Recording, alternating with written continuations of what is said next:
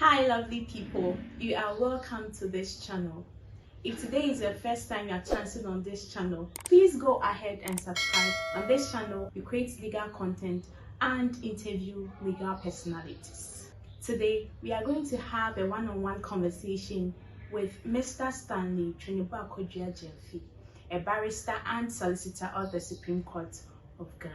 Please stay tuned. I know you'll be inspired.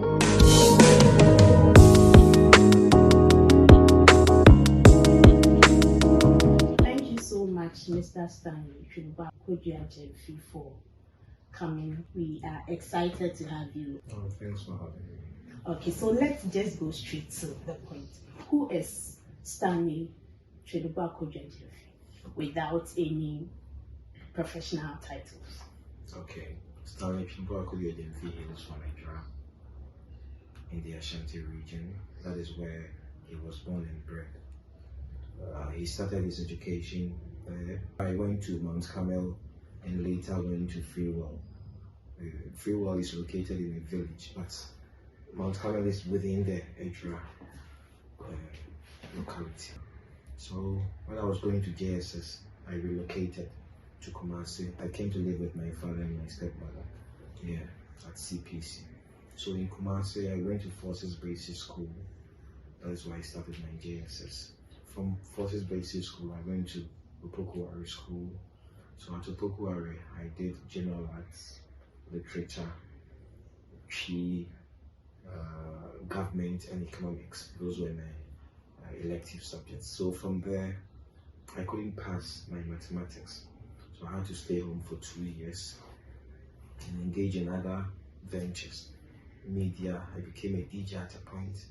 At the point, I became a steel bender for some company. It has its own story. I didn't train for it, but I had the flair. I have the flair when it comes to handiworks. Right. Yeah, so I was able to do that. And so after that, I was still at home within that 2-year period. So I completed senior high school in 2004, but I went to the university in 2007. That was when I started my university education at UCC. At UCC, I did education. I majored in English.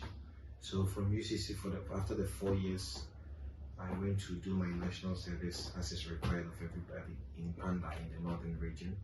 Came back to UCC for my master's. After that, I went to teach. So I taught for 10 years in my senior high school from 2012 to 2020. That's it. So that is me without the law. The law. Yes. So did you appreciate your childhood? Yes, I did, as a matter of fact. So childhood was very, very interesting. You go through a whole lot of emotional roller coaster and all that.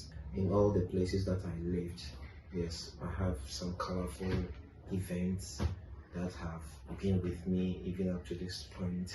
And there are some that you don't want to throw away because they are not so pleasant. So yes, I do have some. Is it that you appreciate it today, or you did appreciate it then? Do you think your experiences now make you appreciate your childhood better? Yes. For instance, when I came to stay in Kumasi, I was not made to have friends. Apart from school, you mingle with friends. Your friend cannot visit you in the house. You are always there alone. You only go out when you are sent. So if you are not sent, it means that you have to be in the room. So for me, if I close from work on Friday evening, and I don't go anywhere, I'll come out Monday morning. It has become a yes, part it has become a part of me. Unless of course a friend will say, let's go here. Because at the time, you don't appreciate freedom. Because you don't have that freedom, you don't appreciate it more. But when you get the freedom, sometimes it becomes, you say, so what was all that? And back then you try to play truancy, try to circumvent the rules that are applicable to you and all that. But now when you have the freedom, you don't even know what to make of it. Yes. So those are some of the things. Okay, so you went to the UCC to do something else other than the law. Yes. And what time did you get into law school? Okay. I mean the faculty. Okay, so in UCC, I had a very fantastic time over there. My real identity started there. as a human being, yes. Because the reason I say my real identity, I was just going, because everybody was going to school. And somebody would tell somebody, if you have a problem with somebody, they will say, oh, this guy who went to UAS, he didn't even pass. So when you hear those stories, you become so distraught. So at a point, it got to me. So when I had the opportunity to go to school, I was so excited. I just wanted to go for going sake. I didn't have any extraordinary dreams. The gamut of the dreams I had were in JSS. For JSS, I was a very serious student. I had 6, 8 ones. Went to UAS. At UAS, I became, because of the freedom of going to boarding house, I didn't get that treatment that I had at home. So every time I'm on my books, I'm studying, I wake up at dawn to learn and all that. But UAS, you have so much freedom. So if you are not careful, that freedom will become a disadvantage to you. So for me personally, it became disadvantage. So when we completed school, all my friends, they went to school. Everybody went to school. You were the only person at home. But that time, it's different from now. If there was social media and WhatsApp status and all that, then it will compound your plight. Because when you call your friend, oh, me will they come? When you call this, I'm in K University. When you call this, I'm here. When you call this, you are nowhere. So when I went to UCC, I met a wonderful gentleman. He was also a student. So we were on the same floor. I was in Balco, C57. That was my room number. So he was, I think, 3 rooms away from my room. So when we meet, you just nod and everybody will pass. I was interested in student leadership. So, but I didn't know how to start it. So one time in UCC, they have a very effective students' parliament. At the time, I don't know the state it is now. But at the time, it was very effective. That is where all budding public speakers would want to go, and learn the art of public speaking. So when I went there, I met this gentleman there who was on my floor. I was like, this guy, we're all in level 100. So, and he was the speaker, he was deputy speaker, he was chairing there. I was like, So after that, we spoke and we had some dreams that were aligned, So we became friends. So for him, he was from an elitist home. Yes, he was from an elitist home. So he had his own set of dreams. His father was a principal of a training college, and he even became a regional minister, and subsequently he became an ambassador. So he had that kind of training from home. But for me, I wasn't from any elitist home. My father was an illiterate, my mother was an illiterate, So I didn't have that.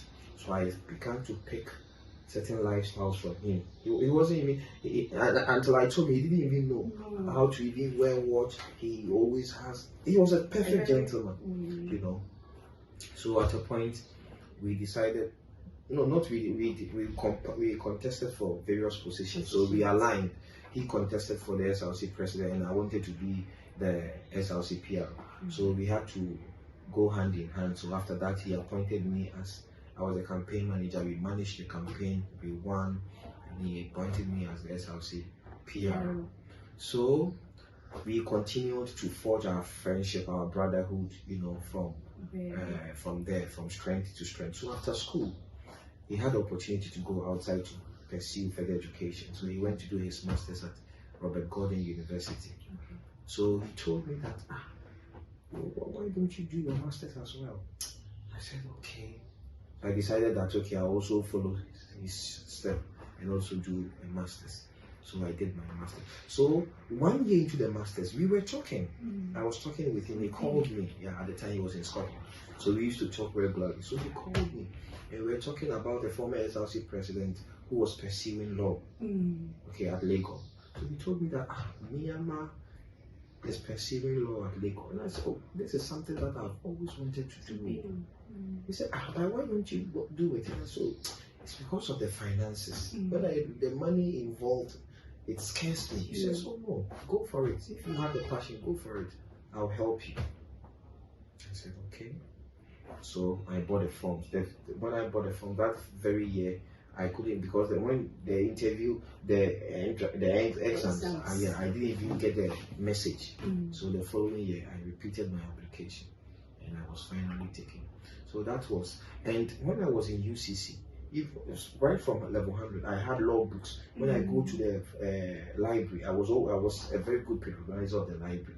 When I go to the library, when I see a law book, I'll photocopy and put down. I have I have ED Coms Civil Procedure, and I photocopied from the UCC library. And I have another evidence book. I photocopied it from the UCC library. I think it was in level 200 or so that I started to do this. All these but I knew that probably one day I'll be able to do it. But I didn't know when until my friend, his name is Dr. Kali. He's a lecturer at the University of Sheffield now in the UK. Sharif Khalid Mahmoud Sharif. So he was very instrumental in my becoming my professional career as a lawyer. So he gave me that spark. So that spark is what triggered the dream up to this point that I have successfully been called to the bar. Do you have any fond memories of the laws from the faculty? Yes, faculty. Right in 2014 was when I started my LLB. When I started my LLB, I was teaching then. So I was a teacher, as I indicated earlier, at Aduman Senior High School. So I commute from the place, make sure by 5 I'll be, and the road was dusty, but you know, once you want, the passion is there. You have to be passionate and determined that yes, indeed, you're going to go for gold. So after class, I'll come, and my colleagues over there, they make sure that I'll have my periods very early, so that I'll just finish with my periods, leave the school, and come back to the faculty, come back to the library, and sit there and read till it's 5 o'clock that I have to go for lectures. So the thing was that you hear stories of entrance exam and all this, so you ask yourself, hey, I've invested all this money. As a teacher, I don't have any property, I don't have anything, it's my salary. I've invested, and my salary was not even enough to pay the school fees. So what I would do is, I had a group of teachers. We will do some small microfinance. So every month we will contribute money. So like say 500 cedis, we'll give it to one person. So I was the leader. So I will make sure that, and I will allocate the months that this person will take. I don't want first, second, third. I'll always do it in such a way that I'll get mine in August. So that you use it to pay your school fees. So in August, whatever amount I have, my sister will top it up for me. So my sister will add the rest to it. I will go and pay my school fees. And I had a couple of friends too who stepped in as and when it became necessary to help me. Yes. So those were some of the. It's not too easy, and it's not too difficult. But once you have the passion, it doesn't matter how long it will take. It will definitely come to fruition. So when you go there, you have this, that, this person didn't pass, this person had the first class entrance exam, he didn't pass. It scares you. You understand? It scares you. So I'll say, hey, so me teacher, if I don't pass, I've invested all my money in this. If I don't pass, what will I do? It's like a waste of money for you. So I remember vividly during a constitutional law class, the then dean, Professor Nkansa, she came to our class. She was teaching us constitutional law, and she told us that, oh, look, the entrance exam, locus standi was what came. So I said to myself that locus standi will come during that time. So we had a good discussion in group. I always told them. They didn't believe me. I always told them. They didn't believe me. I always told. For the 4 years, I kept saying. So at the end of the day, we went to write our entrance exam. And it didn't come. It didn't come. It was cancelled. Okay. So when they cancelled, the rewrite is a locus standi that came. Wow. Yes. It's a locus standi that came. So my friends, my group members, wherever they were, the various I'm sure they were trying to find out from you. They were happy because it's something that I have prepared. I had my prepared notes on it. So anytime we get there, we have this one, Mr. Party, and so Stanley, take this one. Local standard, that is your baby, take it. So that was it. But unfortunately, we were 7, 5 of us made it, 2 of us didn't make it, but subsequently they've been called to the bar. So yes, those are some of the interesting times that you had at the law school. Do you have any regrets pursuing law? Yes. No. If I have any regrets, my regrets would be that I didn't put in enough work, enough effort to go to law school straight from senior high school. That is my only regret. Because I feel that if I had done that, I am sure the story would have been different today. That is my only regret, that I should have worked hard. The same work inputs that I put in during my JSS, I should have made the same effort during my SS time. That is my only regret. Because staying home for 3 years and all that, wasting time and all that. Because if, imagine, my friends were called to the bar in 2010. You understand? So they are about, some of them are 12 years at the bar and all that, you know. And I'm not, I'm in my 3rd year, you know. So if I had the opportunity to go back, that is what I would have changed. I would have learned very hard during my SS days so that I would go and pursue the law right from SS. And at the time, there was no entrance exam. So you had a free mind, you know. That is the regret that I have, that I didn't do it in that time. Do you have any terrible memories about law school? Yeah, law school, you always have terrible memories. The memory I have was, on one occasion, we were going to write an exam, company law.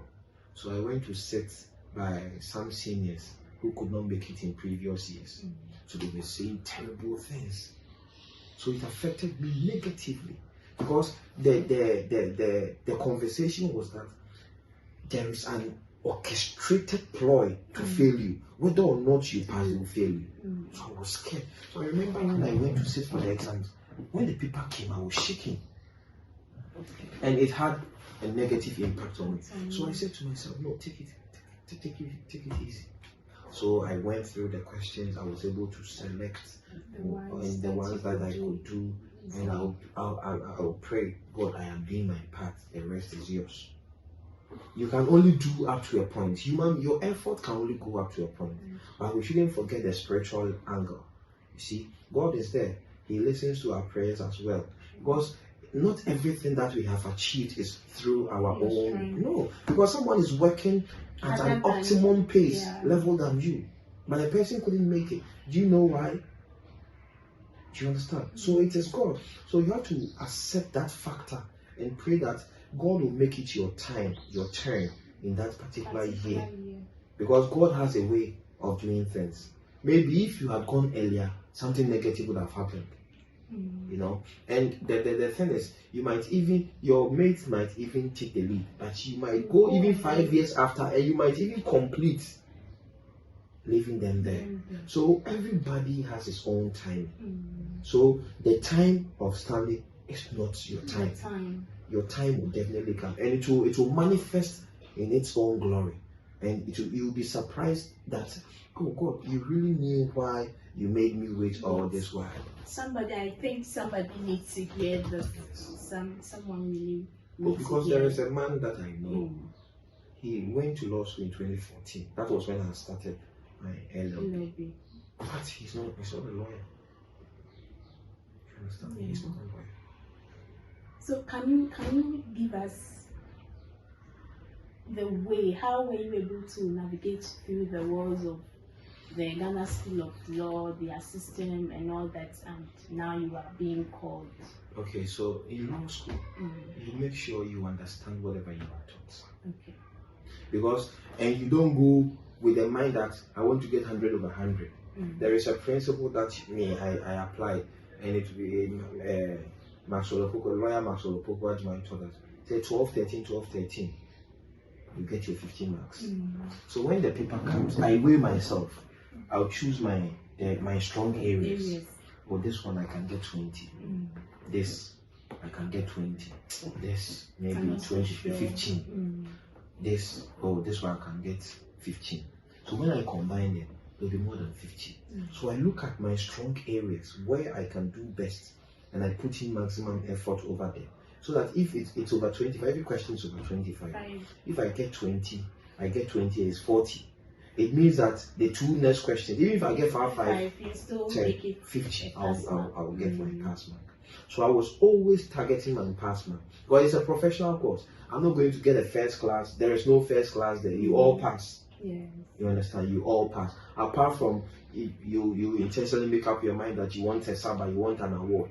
Yes, and there are exceptional students, and you should know that actually it's the same Pabua size. You understand? Everybody works at his own pace and level. What the Mensa Saba student will do, you won't do it. Do you understand? So, and some people are gifted naturally. Yes. You will sit in class with them, they say it once and they'll get it. You understand? But some of us, you have to still go back, bend the midnight candle, read, try to understand. And sometimes you have to even do mnemonics just to jog your memory. You understand? And I use mnemonics a lot. But so when you come and I'm studying, it's like a joke. I'll be saying things. It's like a joke. But when I get it and write it down, that is it. It sticks forever. And another memory that, because of my maths issue and calculation problems, challenges, legal accountancy was a problem for me. So I always said to myself, if I remain in law school, it's legal accountancy that will make me remain.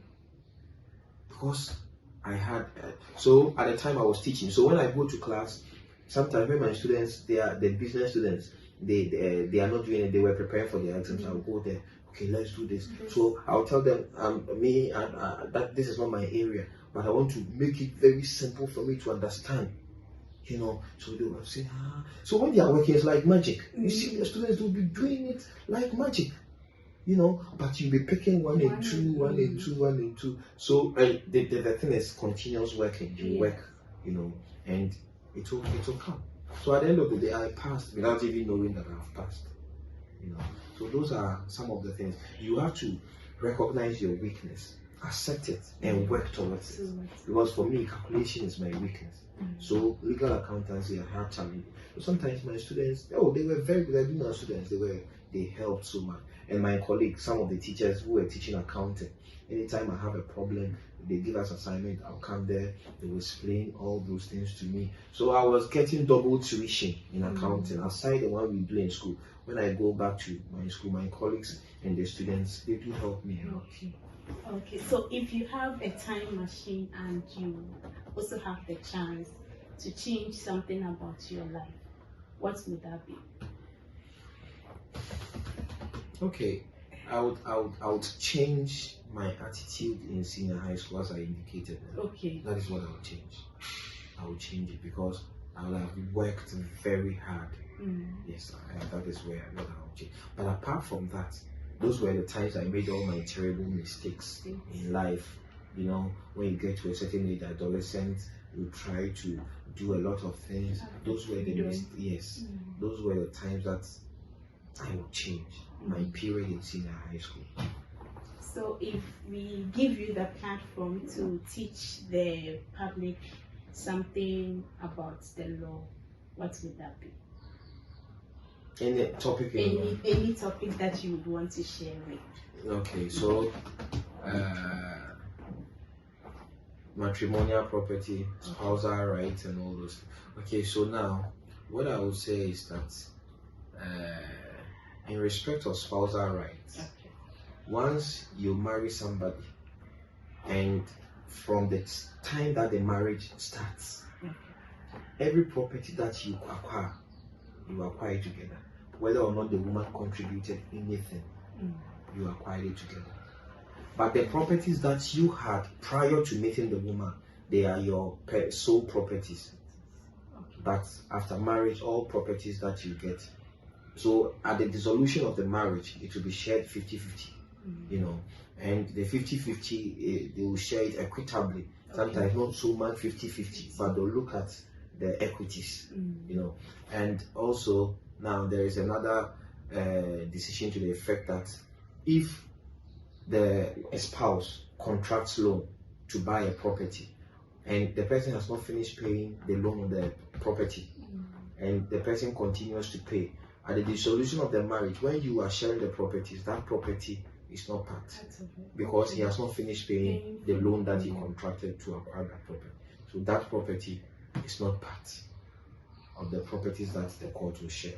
And the 50-50 does not necessarily mean, yes, 50-50, because there are cases when the court share 70-30, 60-40, depending, on the equities. So that is what, if you have anything, you can bring it on, because there are so many I can do. You have really inspired me today. I'm happy that you came on the show today. I'm sure the viewers too are inspired by your work, and people would want to be like you. People that are discouraged would have their courage to pursue whatever that they want to pursue. Thank you so much for coming. Thank you for Lawyer Stanley Tweneboah Kodua Gyamfi. Thank you so much. Thank you so much for staying and sticking with us. Thank you for watching. Please, if you have not subscribed to this channel, kindly go ahead and subscribe. We look forward to your comments, and we would also like that you share and like this video. Until next week, bye.